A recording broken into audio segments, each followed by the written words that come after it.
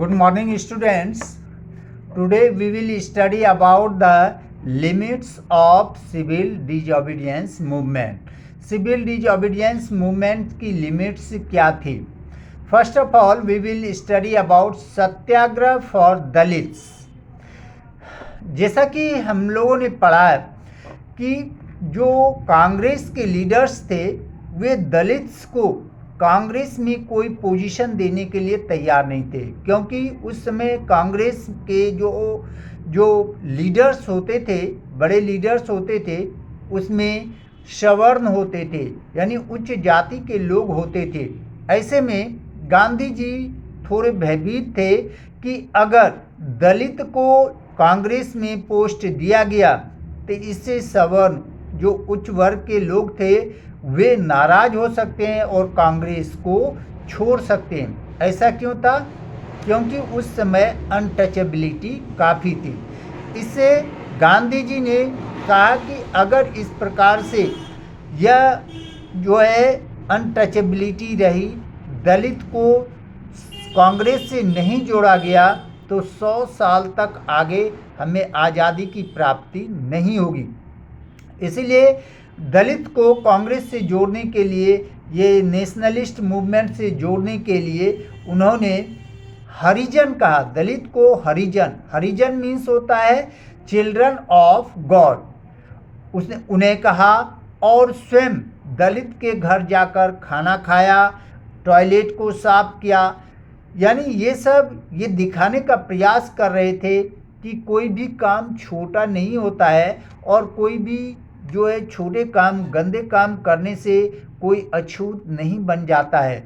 It means सफाई जो है यह सबसे बढ़कर काम है, और अगर दलित ऐसा कर रहे हैं तो वे समाज में एक अच्छा काम कर रहे हैं, वे समाज से गंदगी को मिटा रहे हैं। इस प्रकार से दलित को जोड़ने का प्रयास किया गया। Stand of Dalit leaders.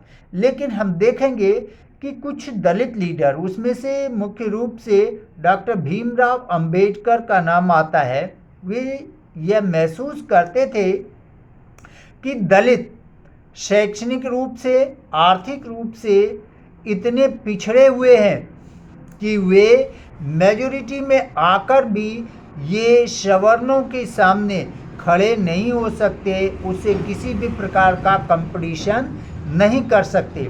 इसीलिए दलित के उत्थान के लिए उनके लिए एक रिजर्व सीट होनी चाहिए।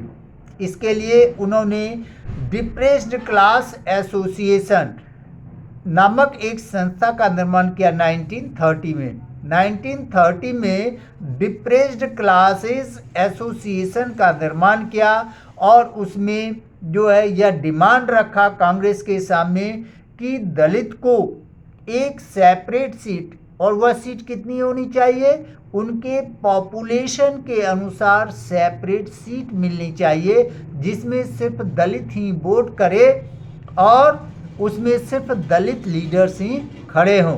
लेकिन गांधी जी और कांग्रेस के अन्य सदस्य इस जो B.R. अम्बेडकर की यह डिमांड थी इसके अगेंस्ट में थे। गांधी जी का मानना था कि इस प्रकार के डिमांड से, सेपरेट इलेक्ट्रेट की स्थापना करने से देश में विभाजन होगा, कभी वे यूनाइट नहीं हो पाएंगे इंडियन, और इससे जो इंडिपेंडेंस स्ट्रगल चल रहा है, मूवमेंट चल रहा है, यह कमज़ोर पड़ जाएगा। लेकिन B.R. अम्बेडकर अपनी मांग पर अड़े हुए थे। फलस्वरूप 1930 में गांधी जी आमरण अनशन में चले गए। लेकिन 1932 में गांधी जी और B.R. अम्बेडकर के बीच में पूना पैक्ट हुआ।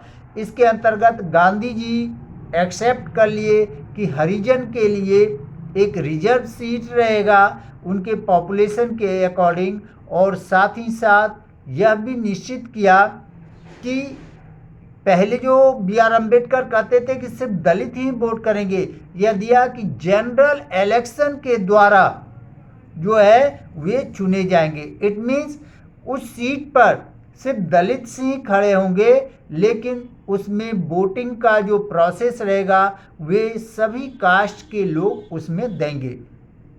इससे गांधी जी इतने ज़्यादा दुखी हुए, नाखुश हुए कि कुछ समय के लिए उन्होंने कांग्रेस को छोड़ दिया था।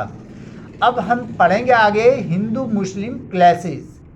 जब 1920 में खिलाफत नॉन कॉपरेशन मूवमेंट शुरू किया गया था तो उसमें हिंदू और मुस्लिम दोनों मिलकर आंदोलन में भाग लिए थे, लेकिन जब 1922 में गांधी जी बिना किसी से कंसल्ट किए इसे कॉल ऑफ कर दिया था, तो इससे मुस्लिम असंतुष्ट हो गए थे, क्योंकि किसी भी प्रकार की मांग को पूरा किए हुए ही गांधी जी किसी मूवमेंट को बंद कर देते थे। इसीलिए वे अपने आप को एक अलग ग्रुप में जो है एक स्ट्रांग ग्रुप का निर्माण करने लगे, जिसमें सिर्फ मुस्लिम्स ही सदस्य हुआ करते थे। और इस प्रकार से हिंदू और मुस्लिम के बीच में रिलेशन जो है धीरे धीरे खराब होते गया और इसी के फलस्वरूप कई जो है क्लैशेस हुए, कई रायट्स हुए। और देखते हैं कि प्रत्येक क्लैशेस के बाद, प्रत्येक रायट्स के बाद दोनों ही रिलीजियस ग्रुप के बीच जो है डिस्टेंस बढ़ते गया, दोनों एक दूसरे के विरोधी होते गए। Differences between Hindu Mahasabha and Muslim league.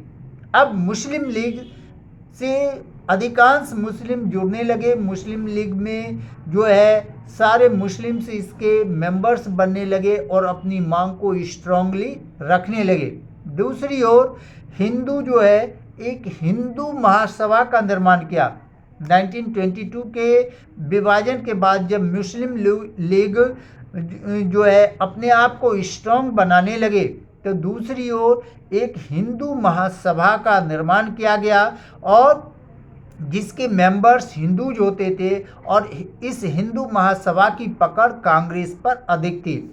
और एक तरह से 1922 के बाद कांग्रेस एक तरह से हिंदुओं का संगठन बनकर रह गया।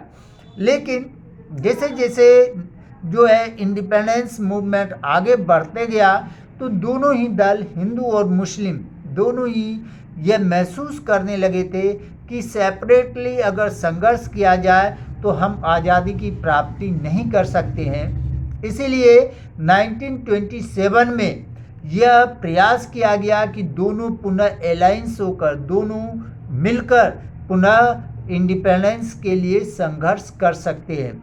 इसके लिए दोनों ही हिंदू सभा के सदस्य और मुस्लिम लीग के सदस्य ये एक साथ बैठे, इस पर डिस्कशन हुआ।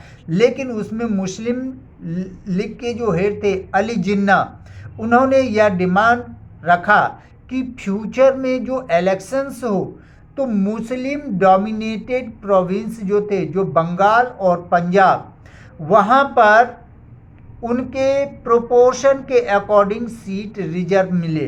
इट मीन्स सपोज कि बंगाल और पंजाब में 80% मुस्लिम थे, तो 80% सीट्स जो है मुस्लिम के लिए पंजाब और बंगाल में जो है वो निश्चित कर दिया जाए, रिजर्व कर दिया जाए, और देश के अदर प्रोविंसेस में उनको एक निश्चित सीट जो है अलॉट कर दिया जाए, जिसमें कि सिर्फ मुस्लिम लीडर ही खड़े हो सकते हैं, मुस्लिम लीडर ही जीत सकते हैं। इस प्रकार की किसी भी डिमांड को मानने से हिंदू महासभा के जो अध्यक्ष थे वो मिस्टर M.R. जैकर थे, M.R. जैकर। उन्होंने स्ट्रांगली इसका अपोज किया और इस प्रकार की कोई भी कॉम्प्रोमाइज़ करने से सीधे मना कर दिया। इस मनाही के बाद मुस्लिम लीग और कांग्रेस या हिंदू महासभा, इसके बीच में खाइयाँ और बढ़ गई और दोनों एक दूसरे के अगेंस्ट में खड़े हो गए। इसलिए हम देखते हैं कि जब 1930 में महात्मा गांधी ने सिविल डिसओबीडियंस मूवमेंट लॉन्च किया, तो इसमें जो मुस्लिम थे उसने किसी प्रकार से सपोर्ट नहीं किया था, क्योंकि जब कांग्रेस या हिंदू महासभा कोई मूवमेंट लॉन्च करते थे तो मुस्लिम उसके अगेंस्ट में अंग्रेज़ों को सपोर्ट करते थे। इसमें भी हम देखेंगे सिविल डिसोबीडियंस मूवमेंट में कई जगह पर मुस्लिम लीडर्स ने अंग्रेज़ों को सपोर्ट किया था, ताकि एक दूसरे को कमज़ोर करने में लगे हुए थे, जिससे कि स्वतंत्रता की प्राप्ति संभव नहीं था। और इसे गांधी जी अच्छी तरह से जानते थे कि जब तक कि यूनाइट नहीं हो हिंदू मुस्लिम, तब तक आज़ादी की प्राप्ति नहीं हो सकती है। अब देखेंगे कि इतने डिफरेंसेस के बाद, डिफरेंसेस देखें हर वर्ग में है कि जो अपर जो पीजेंट्स, बिग पीजेंट्स थे और स्मॉल पीजेंट्स थे, उन दोनों के बीच में खाइयाँ थी। जो इंडियन इंडस्ट्रियलिस्ट थे और इंडियन इंडस्ट्रियलिस्ट वर्कर्स थे, दोनों के बीच में मनमुटाव थे। हिंदू और मुस्लिम के बीच में मनमुटाव थे। इधर दलित्स और अपर क्लास के बीच में जो है मनमुटाव थे, दोनों एक दूसरे के अगेंस्ट रहते थे। फिर कौन से ऐसे कारण थे जिससे कि collective belongings I, sense of collective belongings I, कि सभी संगठित होकर जो है आज़ादी के लड़ाई में सभी ने एक दूसरे का सपोर्ट दिया और फलतः 1947 में हम आज़ाद हुए। यह एकाएक नहीं था, इसके लाने में एक और जो हमारे प्रबुद्ध जो स्वतंत्रता सेनानी थे, जो अनवरत संघर्ष कर रहे थे, वह तो काम कर ही रहा था। गांधी जी जैसे लीडर्स जो यूनाइट करने का प्रयास कर रहे थे, सत्याग्रह के आधार पर फैला रहे थे, ये तो काम कर ही रहे थे। इसके अतिरिक्त थे कि जो हमारे एंशिएंट हिस्ट्री थे, फिक्शंस थे, फॉल्कलोर थे, सॉन्ग्स थे, पॉपुलर प्रिंट्स थे, ये सभी जो है यह इम्पॉर्टेंट रोल अदा किया नेशनलिज्म को लाने में। फॉर एग्जाम्पल कि ब्रिटिशर्स जो है यह वर्ल्ड स्तर पर फैलाते थे कि हम इंडिया में रूल नहीं कर रहे हैं, इंडियंस प्रिमिटिव हैं, वे अपने आप को रूल नहीं कर सकते, इसीलिए उनको जो है मॉडर्नाइज करने के लिए, एजुकेट करने के लिए जो है वे इंडिया में टिके हुए हैं। इसी के अगेंस्ट में जो इंडियन नेशनलिस्ट पीपल थे, उन्होंने अपने एंशिएंट हिस्ट्री को बताया। ये गुप्ता पीरियड के समय को इंडियन हिस्ट्री को बताया और दिखाया कि उस समय इंडिया साइंस में, मैथ में, कल्चर में, मेडिसिन्स में, सब क्षेत्र में जो है काफ़ी डेवलप था और वह विश्व गुरु के रूप में कहा जाता था। लेकिन इंडिया का डाउनफॉल तब से हुआ जब कॉलोनियल गवर्नमेंट आए हैं। कॉलोनियल गवर्नमेंट में Indian culture, Indian science, Indian maths, ये सारे डाउनफॉल की ओर, इंडियन आर्ट, ये सब डाउन गया है। इट मीन्स हम अपने आप को एंशिएंट हिस्ट्री के आधार पर ग्लोरीफाई कर रहे थे। फिक्शंस को बताया गया, folklore, folk songs, folk tales, इस सब को लोगों तक जो है बताया गया। जैसे फॉर एग्जांपल मैं आज बताऊं, आज महाभारत जो है टीवी पे आ जाता है या रामायण आ जाता है, सभी एज के हिंदू जो है एक साथ बैठकर उसे ध्यान से सुनते हैं और सुनते ही नहीं हैं, उसमें खो जाते हैं। कुछ इसी प्रकार की जो हमारे एंशिएंट स्टोरीज हैं, टेल्स हैं और सॉन्ग्स हैं, लोगों को जोड़ने के लिए, लोगों में अपने प्राचीन पहचान को बढ़ाने के लिए, लोगों को यूनाइट करने के लिए, यह सब जो इंडियन नेशनलिस्ट थे इसे फैलाया, लोगों तक फैलाया। इसमें लाने में हम देखेंगे कि बंगाल में रविंद्रनाथ टैगोर ने जो है इसे आगे बढ़ाया, जो उसको पीपल को हायर करके जितने folklore, folk songs, folk tales ये सब थे, इसको गैदर करवाया और लोगों तक पहुंचाया। और जो हम मद्रास में देखेंगे, मद्रास में भी इसी प्रकार की घटना, इसी प्रकार का प्रयास जो है वहाँ के लोकल लीडर्स के द्वारा, जिसका नाम था नेतेशा शास्त्री, उन्होंने वहाँ के folklore, folk tales, folk songs को गैदर करके लोगों को सुनाया, लोगों को गाकर सुनाया, उसके स्टोरी को बताया ताकि लोगों में नेशनलिस्ट फीलिंग आए।